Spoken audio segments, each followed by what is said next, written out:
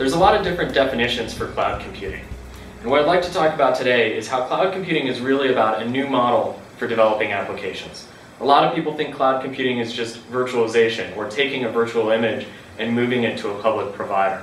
But that's really just outsourcing. That's not cloud computing, where we actually have a new model, a new paradigm for running, deploying, and maintaining applications. So let me illustrate how this would work in both the traditional distributed model and in the new cloud model.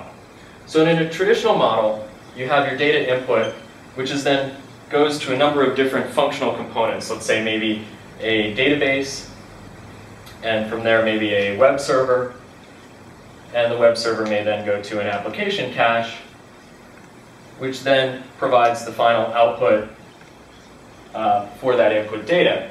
And so this would be the traditional distributed model. But in the cloud model, we actually design our systems a little bit differently, where instead of one function being mapped to a specific system, we let each system do all of the functions, a little bit of each. And so again, you have your input, and from there, I may have three systems that can run all three of these different functions. So it would look a little bit like this, where I have red, and I have green, and I have orange. And these are all running within three different systems. So what I do instead with this, instead of the linear model here, I can actually break the problem up into multiple pieces. I can then assign it to each of the different systems. They process it straight through. And then I get the output, which I can reassemble later and provide the answer.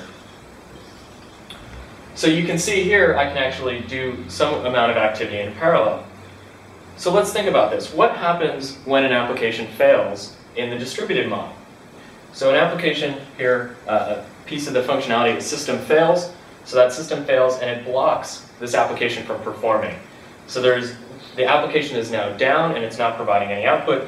And as a result, what I do is I keep a hot spare of all of the different functional components as individual systems. And that way I can bring a new hot spare online, immediately redirect this output, and continue my application processing. But in the cloud model, a different set of events occurs. So let's say this system goes down. What happens? The application still continues to run. Why? Because we can still send the information through these other systems. And by doing that, our performance may degrade, but the application of the service never fails.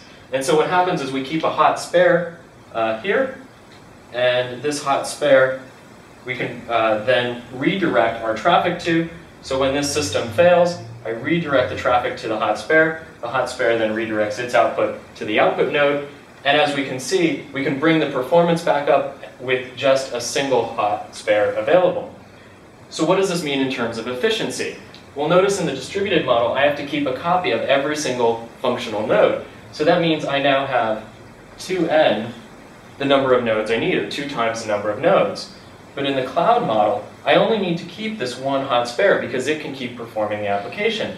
So I actually have a model which has n+1 systems with that one hot spare, and therefore I can then keep the application running, degrade performance, bring the performance back up. Nobody knows that anything has happened on the back end.